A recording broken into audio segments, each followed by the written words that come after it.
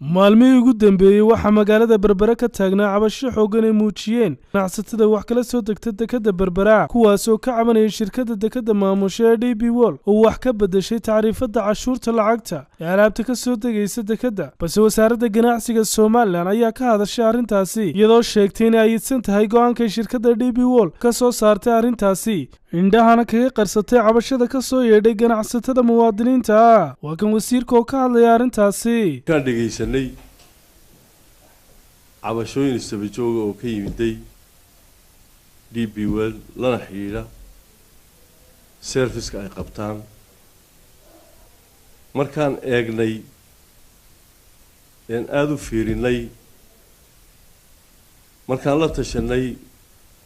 wasaaradda maaliyadda waxa cadaatay in DP World dacwadda ay soo jeediyeen ay tahay tusax annagoo eegayna markii wax lagu dhawaaqo culayska uu leeyahay DP World waxaan ka dalbanay dalabaadkooga inay 2 jeer u kala gooyaan oo ah bishan Maaris 12 laga bilaabo tafaariiqdoodu ay noqoto halkii ay 7,000 ka ahayd 8,500 oo shilina halka dollar 12 bisha lixaadna ay ku macaamili doonaan sicirka suuqa sababtu waxay tahay markay soo galeen suuqa sarifka dollarka iyo shilinka 7,000 buu sarifkii dollarka iyo shilinku wuu kacay iyagu laakiin halkii bay fadhiyeen markaan dhuuxnay arrinta meesha taalana waxaan u aragnay inay sabar badan muujiyeen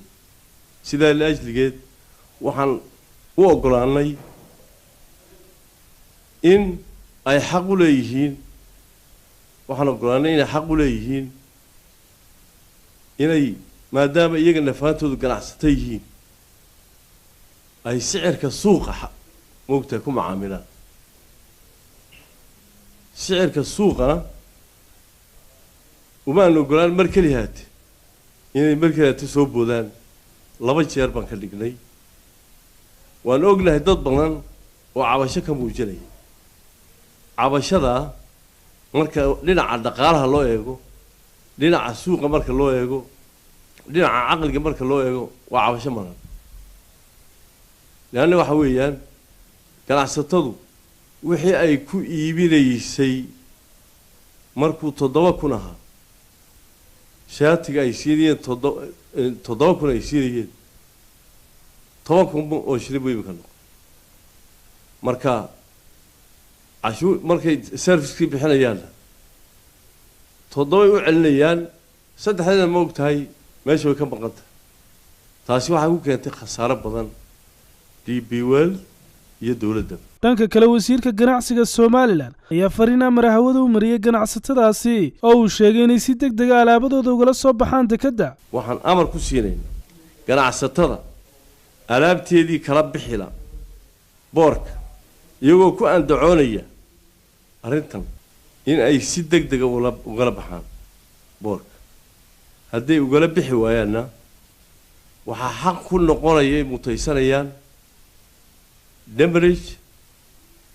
iyo waliba ganax way waxa weyn qofku hadduu wax sharciga waa baalmarsan aw la yimaado oo ogolaano dambi bay halahay sharci weyn arrintani waa in sideeda loo fuliyaa ganacsatada Soomaaliland wax kala soo degtay dekada weyn ee magaalada Berbera ayaa gibi ahaanba 3 cisho ugu dambeeyay hakisay alaabada kala duwan ee kala soo baxaysa dekada kuwaas oo la xiriiray lacagta taariifada ay kordhisay shirkadda dekada maamusha DP World lama garan karo go'aankay qaadan doonaan ganacsatada reer Soomaaliland iyadoo wasaaradda ganacsiguna garab ka saartay shirkadda dekada maamusha DP World Ismaan Axmed Ismaan Saab TV Hargeysa.